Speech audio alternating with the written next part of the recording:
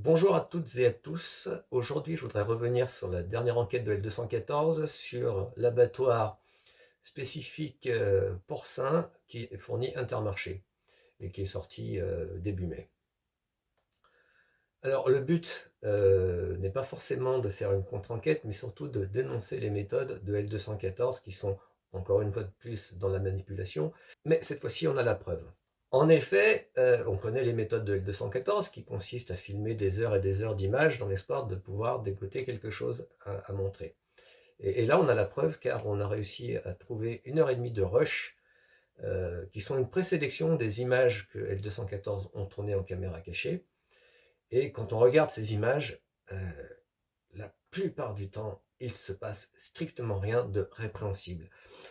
Et là où c'est malhonnête, c'est que au lieu de dire que dans l'ensemble, cela fonctionne et que il y a effectivement quelques dysfonctionnements, des choses qui ne vont pas, ils vont se focaliser là-dessus, prendre quelques secondes de vidéo pour que les personnes aient le sentiment que ça se passe comme ça en permanence.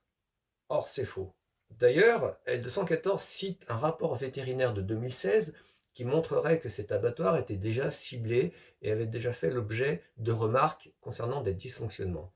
Alors ce rapport, ils le mettent eux-mêmes, je vous encourage à le lire car vous verrez que la plupart des dysfonctionnements sont mineurs. Il n'y a aucun dysfonctionnement grave, aucune non-conformité grave. Alors, comme toute vidéo de L214 qui se respecte, on va commencer par la séquence émotion.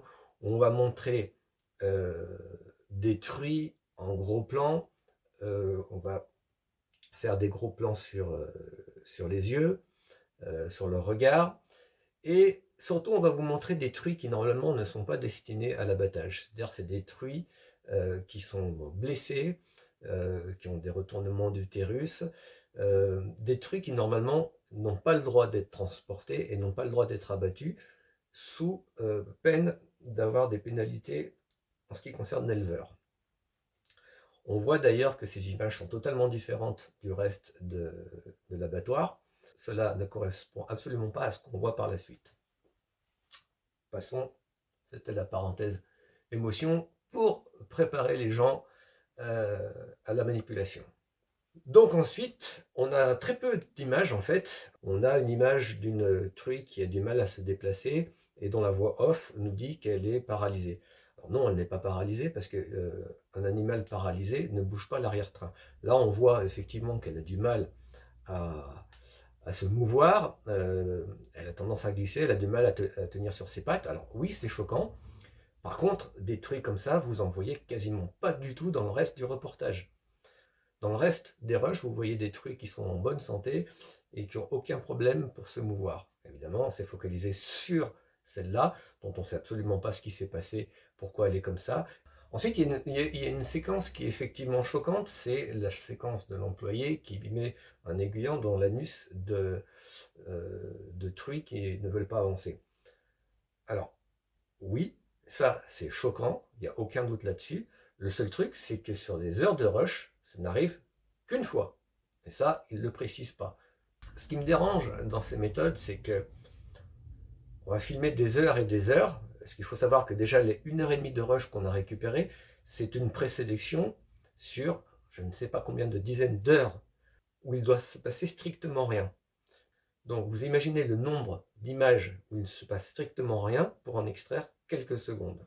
Si on prend par exemple la séquence où on voit des truies qui semblent paniquer, elles ont tendance à vouloir faire marche arrière, se grimper les unes sur les autres, et là tout de suite on se dit les pauvres, elles sentent qu'elles vont mourir, et elles se battent, elles fuient, etc.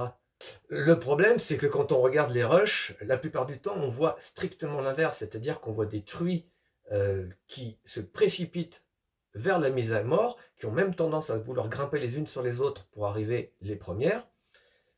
Mais ça, évidemment, ils ne vont pas vous le montrer, parce que ce qu'ils veulent, c'est vous faire croire que l'animal a peur d'aller à la mort. Il ne sait pas qu'il va à la mort. Qu'il soit stressé, oui, comme nous, on est stressé quand on est dans un environnement qu'on ne connaît pas, et qu'on ne sait pas du tout ce qui va nous arriver. Mais Ces animaux-là ne pensent pas à la mort. Ils ne sont pas paniqués à l'idée d'aller de l'avant et d'être tués. Par contre, ces images-là, extraites d'un ensemble d'heures, sont faites pour faire croire cela. La dernière séquence, parce qu'au final, il y a très peu de choses dans cette vidéo, on va vous extraire un moment où euh, l'étourdissement par électrocution semble mal se passer. Mais on vous montre quelques secondes, parce qu'il ne faudrait pas voir l'image en entier. Or, quand on voit toutes les images, ça se passe très bien, c'est net, sans bavure. Les animaux arrivent, paf, en quelques secondes, en moins de 2 secondes, ils sont étourdis.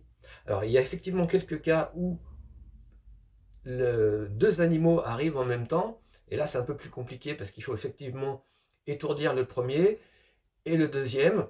Des fois ça se passe euh, en 2 temps, mais franchement c'est 3 fois rien. On n'assiste pas à une agonie pendant de longues minutes. On parle de 2-3 secondes. 1, 2, 3, voilà. Alors, si on peut éviter ça aux animaux, on est d'accord. Mais encore une fois, même si l'animal souffre quelques secondes, est-ce que ça vaut la peine de dire non, toi, tu n'as pas le droit de naître parce que potentiellement, tu risques de souffrir 3 secondes? Non. Enfin, pour une personne normale, non. Donc, au final, oui, il y a certaines choses qui sont choquantes dans cette vidéo, mais il ne faut surtout pas tomber dans le piège et croire que ça leur représente la majorité de ce qui s'y passe. On le savait, je me suis déjà exprimé plusieurs fois sur des vidéos de L214 qui sont connues pour être dans la manipulation. Mais là, l'avantage, c'est qu'on a les preuves, on a les rushs. Les rushs sont disponibles. Alors, s'ils les suppriment, on en a une copie et on vous les mettra. Mais tout le monde peut regarder et se faire son propre avis. Alors évidemment, le problème, c'est qu'il y a des personnes qui ne supportent pas qu'on tue un animal, que ça soit d'une façon propre et nette, ou effectivement dans une souffrance relative. Donc quand ils voient ces images, ils sont profondément malheureux. Mais ce n'est pas le cas de la plupart des gens. La mise à mort d'un animal ne m'attriste pas à partir du moment où l'animal ne souffre pas. Et c'est ce qui se passe dans la très très grande majorité des abattoirs.